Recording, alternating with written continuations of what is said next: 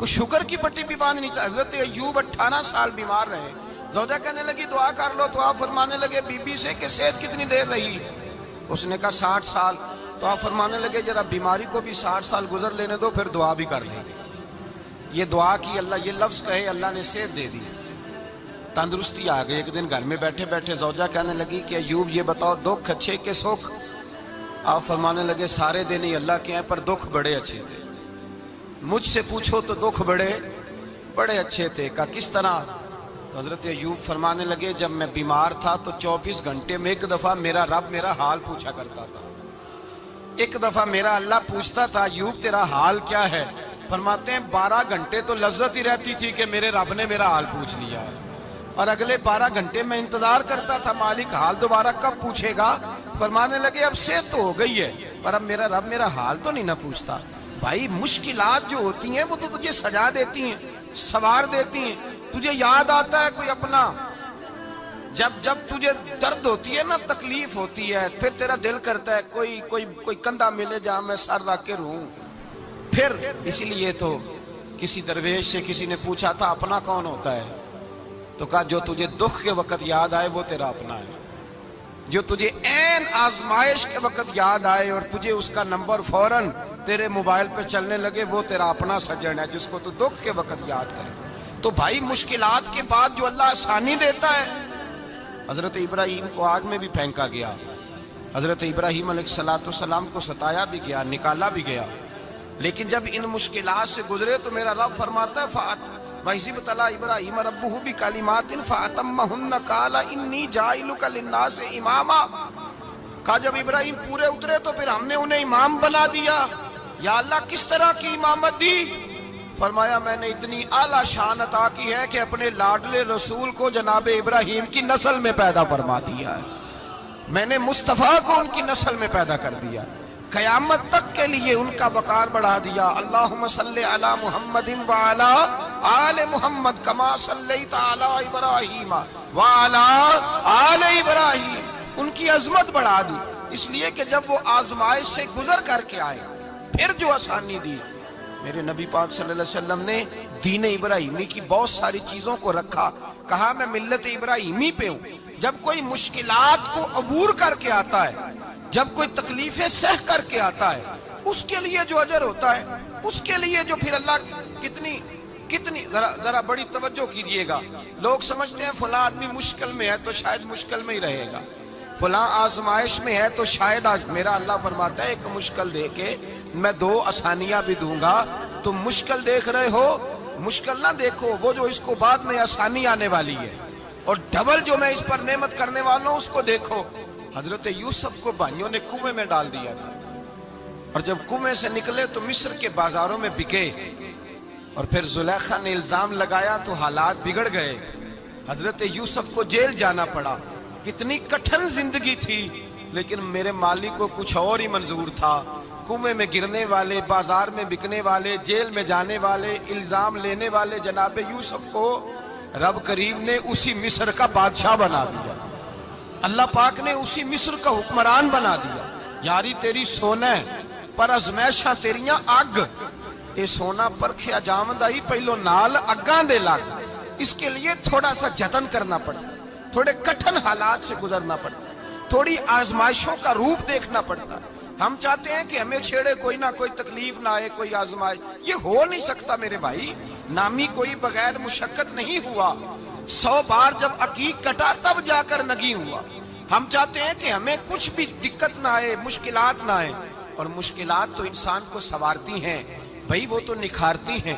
کبھی پوچھا کرو جا کر کے کسی گندم کے دانے سے کہ تو کہاں سے ہو کے آیا ہے، کہاں سے نکل کے آیا ہے، تو وہ بتلائے گا کہ بڑے مشکل مراحل سے گزرا ہوں اور پھر اللہ نے مجھے طاقت دی ہے کہ میں انسان کے وجود کا حصہ بناؤں. تو بھائی کٹھن مراحل، آزمائشیں، تکلیفیں یہ انسان کو بڑا انسان بنا دیتی، یہ اس کے لیے ترقیوں کا پیش خیمہ ہوتی. ہمارے جوان پریشان ہو جاتے ہیں، عورتیں خاص کر کے اس بات پہ توجہ کریں، وہ بڑی جلدی غم لے جاتی ہیں. وہ کہتی ہیں جانے میرا کچھ ہوگا ہی نہیں، جانے میرا کچھ ہو ہی نہیں سکتا. میرے بھائی درجنوں اور بیسیوں لوگ ایسے ہیں جن کی اولادیں نہیں تھی لیکن نام ان کا ان سے بھی زیادہ ہے جو بڑے بڑے صاحب اولاد. حضرت خواجہ معین الدین اجمیری کو جانتے ہیں آپ لوگ؟ نہیں، جو جانتے ہیں وہ بولیں۔ جانتے ہیں جی؟ لو جی، کافی سارے جانتے ہیں، تھوڑے جی رہ گئے۔ جانتے ہیں نا خواجہ صاحب کو؟ ان کے کسی بیٹے کو جانتے ہوں؟ نہیں جانتے، نہیں جانتے، نہیں جانتے آپ ان کے بیٹے کو۔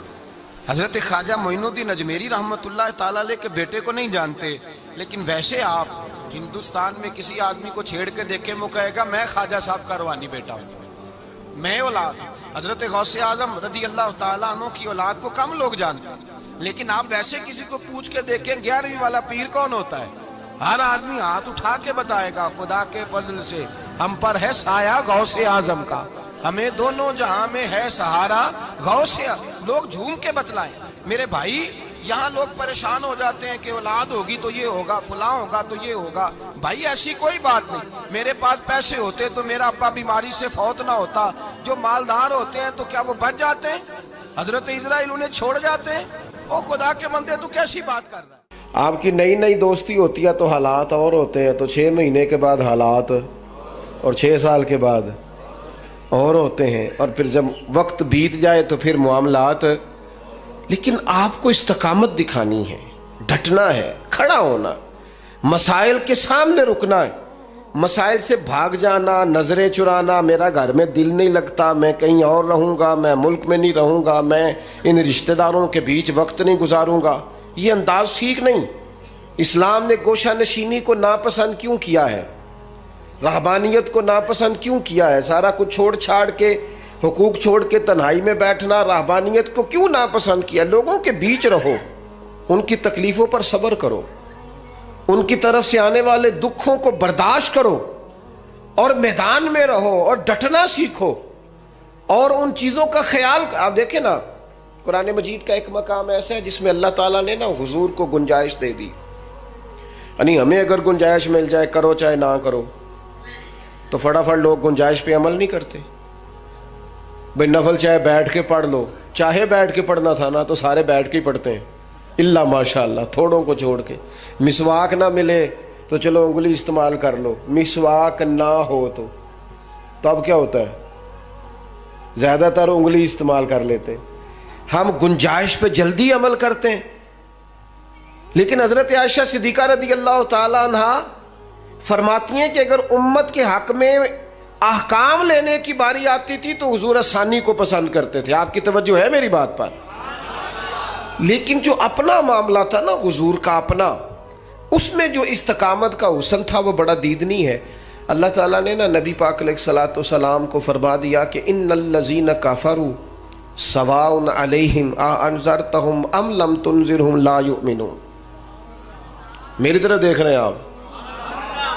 فرمایا محبوب، بے شک جن کی قسمت میں کفر ہے، آپ انہیں ڈرائیں یا نہ ڈرائیں وہ ایمان نہیں لائیں گے، ان پر برابر ہے۔ آپ انہیں ڈرائیں چاہے، یہ وہ لوگ ہیں جنہوں نے اتنا کفر کیا ہے کہ اب اللہ نے ان کے دلوں پر مہر لگا دی ہے۔ اب آپ ڈرائیں نہ ڈرائیں، سواء علیہم، ان پر برابر ہے۔ صحابہ نے حضور سے پوچھا، یا رسول اللہ، آپ کو اللہ تعالیٰ نے کہہ دیا ہے کہ یہ جو پکے کافر ہیں نا، جن کی قسمت میں کفر ہے، جنہوں نے اپنے حق میں مہریں لگوا لی ہیں، ابو جہل ہے، ابو لہب ہے، آپ کو اجازت ہے ان کو ڈرائیں چاہے؟ تو حضور کیا کرنا ہے؟ تو نبی کریم علیہ الصلوۃ والسلام نے پتہ کیا فرمایا؟ فرمایا مجھے میرے رب نے روکا نہیں، اور کہا ہے سواء علیہم، ان پر برابر ہے، مجھے ڈرانے کا اجر ملے گا، لہذا میں انہیں ڈراتا ہی رہوں گا۔ حضور پیغام حق دیتے ہی رہے، نبی پاک علیہ السلام پیغام دین دیتے ہی رہے، اور حضور نے پہلے دن جو نعرہ لگایا تھا نا، دین میں آ جاؤ، وہی نبی پاک علیہ السلام کا نعرہ ہمیشہ موجود رہا۔ حضور نے صحابہ سے فرمایا کہ جب تم میدان میں چلے جاؤ، جنگ میں آمنا سامنا بھی ہو جائے، صف بندی بھی ہو جائے، تلواریں نیام سے باہر بھی نکل آئیں، پھر بھی پہلے لوگوں کو دعوت دین دینا۔ اگر کلمہ پڑھ لیں تو پھر ہمارا ان کے ساتھ کوئی جھگڑا، ادھر دیکھیں جی، پھر ہمارا ان سے کوئی جھگڑا۔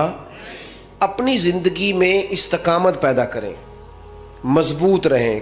ہمارے بچے نوجوان ایک کام شروع کرتے ہیں، 6 ماہ کے بعد دوسرا شروع کر لیں۔